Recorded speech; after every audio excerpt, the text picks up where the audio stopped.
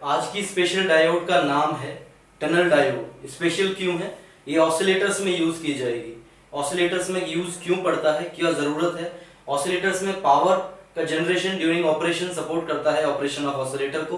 तो ऐसे केस में टनल डायोड वहां कैसे काम आ सकती है उसको हम लोग पढ़ेंगे। ठीक है, शुरू करते हैं। टनल डायोड के अंदर इसका नाम टनल डायोड क्यों है वो जानना भी जरूरी है। ऑपरेशन के टाइम समझ में आएगा कि इसका नाम टनल डायोड क्यों है। हम बात करते हैं और मैं आपसे पूछता हूं, हम लोग डिस्कस करते हैं कि बेसिक पीएन जंक्शन डायोड का ऑपरेशन और कंस्ट्रक्शन क्या है। कंस्ट्रक्शन से शुरू करें। पी टाइप और एन टाइप सेमीकंडक्टर मटेरियल्स लिए जाते हैं। ये दोनों एक्सट्रिंसिक सेमीकंडक्टर होते हैं, मतलब प्योर में इम्प्योरिटी जोड़ी जाती है। क्या रेशियो होता है प्योर में इम्प्योरिटी जोड़ने का? 1 और 2 impurity atoms with 10 raised to power 6 semiconductor atoms. इस इम्प्योरिटी एटम को 1 और 2 से बढ़ाकर 1000 कर दिया जाए, 1000 पर 10 raised to power 6 semiconductor atoms, तो इस केस में क्या होगा? इस केस में टनल डायोड का बैकग्राउंड तैयार हो जाएगा। ठीक है, तो इस 10 raised to power 3 यानी कि 1000 इम्प्योरिटी एटम्स अगर हम तैयार करेंगे तो रिजल्ट्स क्या होंगे? जो पीएन जंक्शन बन करके आएगा उसका डिप्लीशन रीजन का विड्थ बहुत कम हो जाएगा। क्यों? क्योंकि अगर हमारे पास इतने फ्री एटम्स हैं, इतना चार्ज कैरियर्स फ्री घूम रहा है, तो फ्लो ऑफ चार्ज यानी कि conduction is ready, high conduction is ready at near to the 0 volt forward voltage.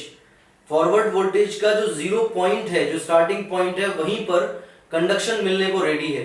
ये बिल्कुल ऐसे है जैसे ऑर्डर्स के लिए army is ready. It's like orders आए पर र्यूमर भी उड़ जाए तो भी एक्शन चालू। वैसा ही कुछ आपको इस टनल डायोड में देखने को मिलेगा। अब जब कंसंट्रेशन ऑफ इंप्योरिटी एटम बहुत ज्यादा है तो उस केस में विड्थ ऑफ डिप्लीशन रीजन बहुत कम हो जाएगा। विड्थ ऑफ डिप्लीशन रीजन अगर बहुत कम हो जाएगा तो कंडक्शन इज ऑलवेज रेडी। उसको समझते हैं, है ना? मैंने क्या कहा? There is very few millimetre of depletion region, very few. Depletion region बहुत कम होने का मतलब 0 volt of forward voltage. Forward voltage का 0 वोल्ट एग्जैक्ट वैल्यू क्या होगी? हम बोल सकते हैं less than 100 millivolt. Less than 100 millivolt पर ही हमें कंडक्शन मिलना शुरू हो जाता है। और ये कंडक्शन कितना हाई है इसके रैपिड इंक्रीज से या स्लोप ऑफ ग्राफ से हम लोग देख सकते हैं। इसकी स्लोप ऑफ ग्राफ इससे भी ज्यादा डीप जाती है। मैंने समझाने के लिए बनाई है, अदरवाइज लाइन के साथ चलेगी, इस एक्सिस के साथ चलती है। मैक्सिमम करंट हमें जो मिलेगा, ये particular operation is because of very high impurity atoms concentration. ठीक है, ड्यूरिंग कंस्ट्रक्शन। ठीक है, अब कंस्ट्रक्शन के बाद ऑपरेशन की बात करें, जब डिप्लीशन रीजन बहुत कम है, मैं यहां बना देता हूं अगर आपको कंफ्यूजन है। ये P, ये N और ये PN junction is depletion region only. Depletion region की कोई विड्थ ही नहीं है। W की वैल्यू इज वेरी फ्यू, बहुत कम, नेग्लिजिबल। तो इस केस में तो कंडक्शन ऑलरेडी है। जैसे ही ये टर्मिनल कनेक्ट होगा पॉजिटिव से, जैसे ही ये टर्मिनल पॉजिटिव से कनेक्ट होगा तभी हमारा कंडक्शन शुरू हो जाएगा।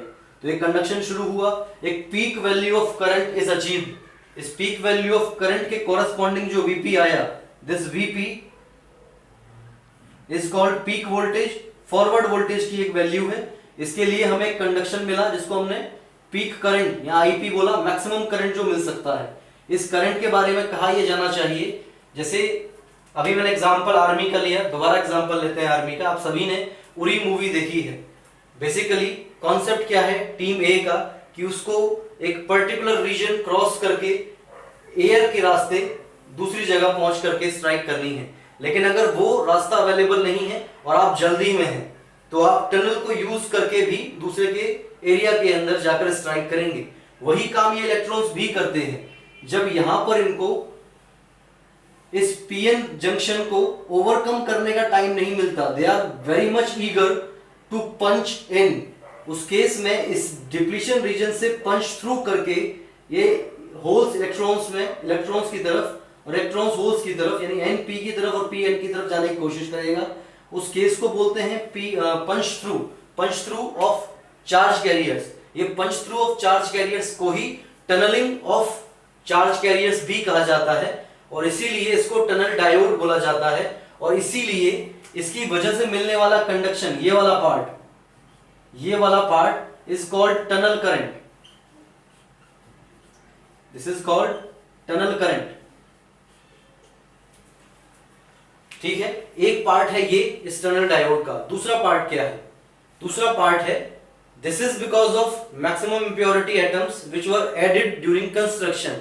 अब डायोड अपना खुद का एक कन्वेंशनल प्रोसीजर भी फॉलो करना चाहती है। एक पर्टिकुलर वैल्यू ऑफ वोल्टेज ऐसा आना चाहिए जिसके बाद डायोड नॉर्मल कंडक्शन करे। तो मैं उसको आपके लिए ड्रॉ किया। ये वैल्यू ऑफ वोल्टेज है, ये कुछ वैल्यू ऑफ वोल्टेज है, इसको नाम देंगे अभी। इस वैल्यू ऑफ वोल्टेज के बाद ये नॉर्मल कंडक्शन है, नॉर्मल कैरेक्टरिस्टिक है, VI characteristic of a PN junction diode. Diode तो अभी भी पीएन जंक्शन है ना, तो वीआई कैरेक्टरिस्टिक मिलना चाहिए। ये वीआई कैरेक्टरिस्टिक कैसे शुरू होगा? एक पर्टिकुलर वैल्यू, उस केस में क्या होता था, बैरियर वोल्टेज को ओवरकम करेगा फॉरवर्ड बायस वोल्टेज, तो हमें ये कैरेक्टरिस्टिक मिलती थी, तो उसको हम बैरियर वोल्टेज बोलते थे। अभी वो barrier voltage is not there, barrier voltage है ही नहीं। बैरियर वोल्टेज क्यों नहीं है? Because there is negligible depletion region. तो नेग्लिजिबल डिप्लीशन रीजन और very heavy amount of electrons. एक और पॉइंट है आप लोग याद रखें, ये जो very heavy amount of electrons है, इसकी speed is nearly equal to speed of light in the PN junction. जब ये जंक्शन को ओवरकम नहीं करने की बजाय पंच थ्रू करके निकलते हैं, टनल करके निकलते हैं, तो उस केस में स्पीड कितनी होती है? स्पीड ऑफ लाइट के बराबर होती है, उतनी स्पीड से इलेक्ट्रॉन जाता है। तो उस केस में ये हमें कंडक्शन मिला। नॉर्मल वीआई कैरेक्टरिस्टिक ये होगी, ये मैक्सिमम वैल्यू ऑफ करंट है। मैक्सिमम करंट होने के बाद ये current will go to some lower value.